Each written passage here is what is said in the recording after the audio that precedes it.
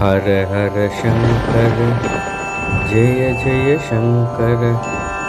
हर हर शंकर जय जय शंकर। हर हर शंकर जय जय शंकर।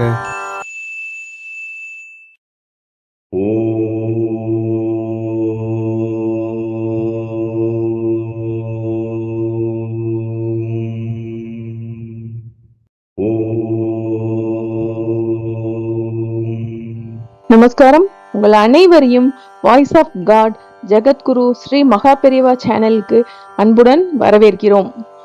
அபார கருணா சிந்தும் ஞானதம் சாந்தரூபினம் ஸ்ரீ சந்திரசேகரம் குரும் பிரணமாமி முதான்வகம். பெரியவா திருவடியே சரணம். பெரியவா ஒரு முறை காசி யாத்திரை போயின்னு இருந்தபோது குரு பூர்ணிமா வந்தது. குரு பூர்ணிமா அன்னைக்கு வியாச பூஜை செய்யறது எல்லா சன்னியாசிங்களும் செய்யறது ஒரு வழக்கம். ஒவ்வொரு ஊர்லேயும் நீங்கள் சாதுர்மாசிய விரதம் எங்கள் ஊரில் வச்சுக்கணும், இப்போ வாங்க மடத்தில் எப்பவும் கேட்டுருக்காங்க. பெரியவா வரணும்னு சொல்லி எல்லாரும் கேட்டுருக்காங்க. அப்படி வந்தார்னா சாதுர்மாசிய விரதம்னு வந்தேன்னா ஒரு 3 மாதம் 4 மாதம் அவங்க அங்கேயே ஊர் தாண்ட மாட்டாங்க, அதே ஊர்லேயே இருப்பாங்க. அப்போ நம்ம பெரியவா மாதிரி வந்தான்னா எந்த ஊரில் மக்கள்லாம் அப்படியே அங்கே தரிசனம் பண்ண முடியும், அவங்களோட ஆசீர்வாதம் ஆசி எல்லாத்தையும் பெறலாமேன்னு சொல்லி அவங்க எல்லாரும் எப்போவுமே கூப்பிடுவாங்க. இந்த மாதிரி இருக்கிறதுல தான் 1947 சாதுர்மாசியம் குரு பூர்ணிமா அன்னைக்கு நடந்த சம்பவத்தை தான் இந்த எபிசோடில் பார்க்க போகிறோம். விடிஞ்சன குரு பூர்ணிமா இரவு வரை ஸ்ரீ மகா பெரியவா என்ன செய்ய போகிறார் என்று மேனேஜருக்கோ அல்லது அவருடன் இருப்பவர்களுக்கோ எதுவுமே தெரியாது. மகா பெரியவா ஒரு ஞானி, அவருக்கு எல்லாமே தெரியும். ஆனால் கூட இருக்கிறவங்க சாதாரண மனுஷங்க. காலையில் அவருக்கு ஏற்பாடு செய்யணும், அந்த பூஜைக்கு என்ன செய்யணும், அதுக்கெல்லாம் ஏற்பாடு பண்ணணும்னா எந்த இடத்துல நம்ம செய்ய போகிறோம், அந்த ஏற்பாடுகள்லாம் எங்கே பண்ணுறது, அதுதான் இவங்களுக்குலாம் கவலை. வேறு இப்படி சடனாக சொன்னான்னா என்ன செய்ய முடியும், பொருள் கிடைக்குமா கிடைக்காதா, இந்த மாதிரி நிறைய அவங்க டவுட்டில் தான் இருந்தாங்க, என்ன செய்யறதுன்னு தெரியாமல். அப்போது இரவில் ஒரு யாத்திரை போயிட்டு இருக்காரு. அவர் எப்போவுமே என்ன பண்ணுவார், பல்லாக்கில் போகிறது வழக்கம். உள்ளே உட்காந்துப்பார், பல்லாக்கு தூக்கின்னு போவாங்க. அப்போது ஏதாவது அவருக்கு வேணும்னா அந்த பல்லாக்கில் இருக்கிற கதவு இருக்குது, அது டக் டக் தட்டினா அப்போது அங்கே உள்ள அவர்களோட மேனேஜர் யாராவது என்னன்னு கேட்பாங்க. அப்போது அந்த ரோடில் நிறுத்தணும்னு அர்த்தம், எங்கே போயிருந்துக்காரோ அந்த பல்லாக்கை அங்கே நிறுத்தணும்னு அர்த்தம். இப்போ போயிட்டே இருந்தபோது அந்த மாதிரி ஒரு ஜங்ஷன், ரோடு ஜங்ஷன் வந்தது. அதில் வலது பக்கம் இடது பக்கம் 2 ரோடு பிரியுது. உடனே பெரியவா பல்லாக்கை நிறுத்த சொல்லிவிட்டு இந்த ரோடு எங்கே போகுது கேளுங்கோ சொல்லிவிட்டு அவன் மேனேஜர் கூட வரவங்கக்கிட்ட சொல்கிறாரு. இப்போது தட்டினானே அப்போ பார்க்குறாங்க எந்த ரோடு இருட்டு. இப்போ இரவு மணி 11 மணி, ரோடில் ஒருவரையும் காணவில்லை. இங்கே உடனே அவர் பெரியவா சொன்னார், சரி இங்கே இருக்கலாம், யாராவது வருவாங்க, அப்போ வரும்போது கேட்டுட்டு போகலாம். மேனேஜர் சுற்றும் முத்தும் பார்க்குறாரு, கண்களால் தேடி கொண்டிருந்தார். அதுவோ ஒரு கிராமம், என்ன செய்ய என்று தெரியாமல் முழிச்சு கொண்டிருந்தார். இப்போ யார் வருவார்கள் என்று அவர் மகா பெரியவாளிடம் கூறினார். அதற்குள் பேச்சு குரல் வருவது போல இருக்கிறது. அந்த குரல் எங்கே இருந்து வருகிறது என்று கேட்டார். அதற்கு மேனேஜர், அவர்கள் எங்கே இருந்து பேசுகிறாங்கன்னு தெரியல, வராங்களா இல்லைன்னா போகிறாங்களா அதுவும் தெரியல. உடனே மகா பெரியவா சொன்னார், குரல் வலுத்துண்டே வருதா, அல்லது வலுத்துன்னு வந்தனா நம்மளை நோக்கி வந்துட்டுருக்காங்கன்னு அர்த்தம். அப்படி குரல் தேஞ்சுன்னு இருந்ததுன்னா, குரல் தேஞ்சு மீன்ஸ் கம்மியாக இருந்ததுன்னா இப்போ நம்மளை தாண்டி அவங்க போயிட்டாங்கன்னு அர்த்தம் என்று கூறினார். மகா பெரியவா செய்யும் செயல் சில சமயம் நம்மளையே படுத்துகிறா போல இருக்கும். ஆனாலும் மகா பெரியவா விட்டு யாருக்கும் போகணுன்னு தோணவே தோணாது. உடனே மேனேஜர் சொல்கிறார், குரல் பார்த்தானா வலுத்து கொண்டு தான் இருக்கிறது என்றார். அப்படின்னா நம்மளை யாரோ நோக்கி வராங்க அப்படின்னு சொன்னார். அதே போலவே 2 பேர் தலையில் ஒரு டர்பன் மாதிரி கட்டிட்டு வந்துட்டுருக்காங்க. உடனே பெரியவா அவங்கள நிற்க சொன்னார். மேனேஜர்கிட்ட விசாரிக்க சொன்னார், வலது பக்கம் இந்த ரோடு எங்கே போகுது, இடது பக்கம் போனால் எங்கே போகும் என்று கேட்குறாரு. 2 ரோடுமே திருக்கோவிலூர் தான் போகுது. இடது பக்கம் நேராக திருக்கோவிலூர் போயிடும், ஷார்ட்கட் மாதிரி.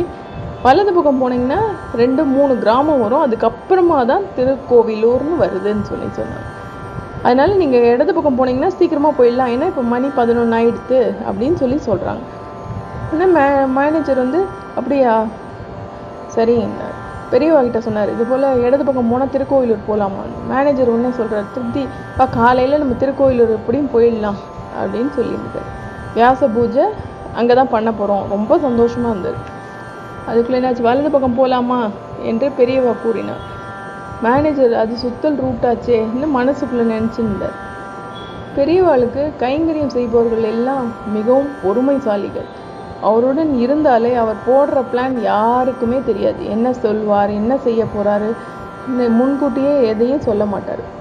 அவருக்கு பசி தூக்கம் எதுவும் இருக்காது. ஏன்னா அவர் ஞானி. ஆனால் கூட இருக்கிறவங்க அனைவருக்கும் அனைத்தையும் தியாகம் செஞ்சுட்டு அவரோடையே இருக்காங்க. அவரை விட்டு யாருக்கும் போகணும்னு தோன்றதே இல்லை. ஏன்னா அவர் மீது பக்தி, அவ்வளவு அன்பு, பாசம், வேற எதுவுமே இல்லை. அவர் பரபிரம்மமாச்சு ஸ்ரீ மகா பெரியவா. அவருடன் இருந்தவர்கள்லாம் வந்து அப்புறமா பெரியவா வந்து சொல்லிட்டார், சுத்தலான ரூட்லேயே போயிடலாம், 2-3 கிராமம் இருக்கு, அந்த ரூட்லேயே போயிடலான்னு சொல்லிட்டார். அப்போ இவங்களாம் ஹர ஹர சங்கர, ஹர ஹர சங்கர ஜெய ஜெய சங்கர, ஹர ஹர சங்கர ஜெய ஜெய சங்கர கோஷம் போட்டுண்டு அந்த போகிறாங்க. அப்போ முதல் கிராமம் வருது. இந்த சவுண்டு கேட்டவுடனே அங்கேருந்து ஊர் மக்கள்லாம் வராங்க. அவரோட பிளெஸ்ஸிங்ஸ் வாங்கிக்கிறாங்க. அப்போ வாங்கிட்டு அப்போ அப்படியே ஒரு 2வது கிராமத்துக்கு போகிறாரு. அப்படியே வழியாக 2வது கிராமத்துக்கு போகிறாரு. அங்கேயும் சில பேர் வந்து அவர்கிட்ட வந்து பிளெஸ்ஸிங்ஸ் வாங்குறாங்க. இப்படியே மணி 12 ஆயிடுச்சு. 3வது ஊர் வந்து சேர்ந்துட்டாங்க. இதே மாதிரி ஹர ஹர சங்கர கோஷம் கேட்டு ஊர் மக்கள்லாம் சேர்ந்து வந்துட்டாங்க. உடனே மகாபெரிவா ஊர் தலைவர் எங்கே இருக்காரு கேளு, 3வது கிராமம் அது, அவரை கூட்டி வரும்படி அவரை இங்கே வர சொல்லுன்னு சொல்லியிருக்காரு. ஊர் தலைவர் எழுந்து, சங்கராச்சாரியர் நம் கிராமத்துக்கு வந்திருக்காரா என்ன கேட்டுண்டு வந்து சேர்ந்தார். ஸ்ரீ மகாபெரிவாளை வணங்கி, நான் தான் ஊர் தலைவர் என்றார்.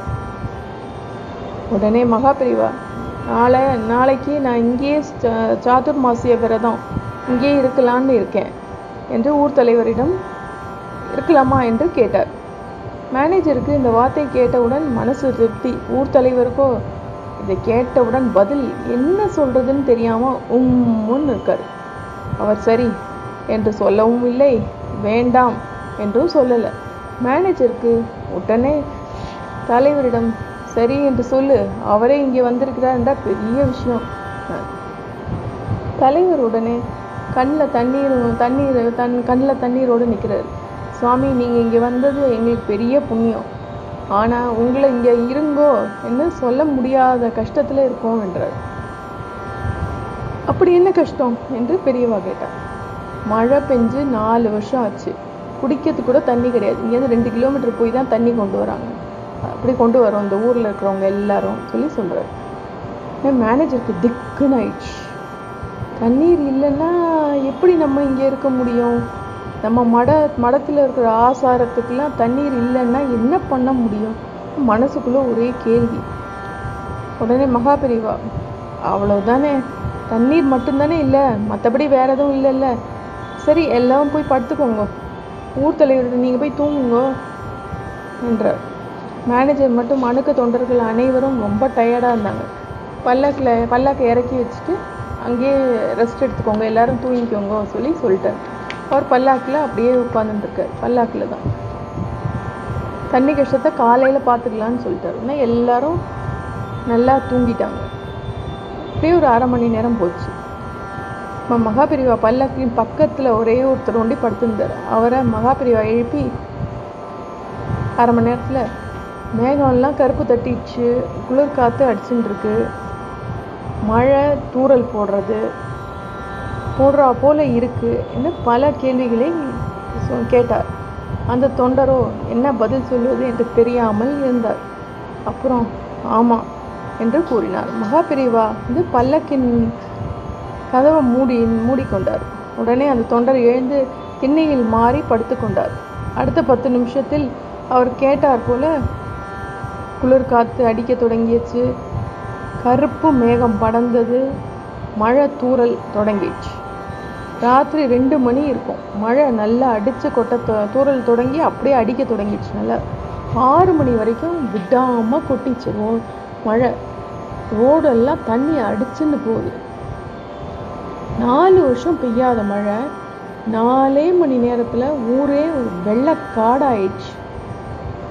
ஊர் மக்களால் நம்பவே முடியல.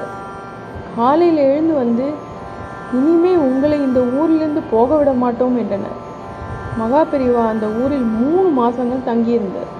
தண்ணீர் பிரச்சனையே அப்புறம் வரவே இல்லை. அந்த ஊரில் ஊர் மக்கள் அனைவரும் மட்டற்ற மகிழ்ச்சி அடைந்தார்கள்.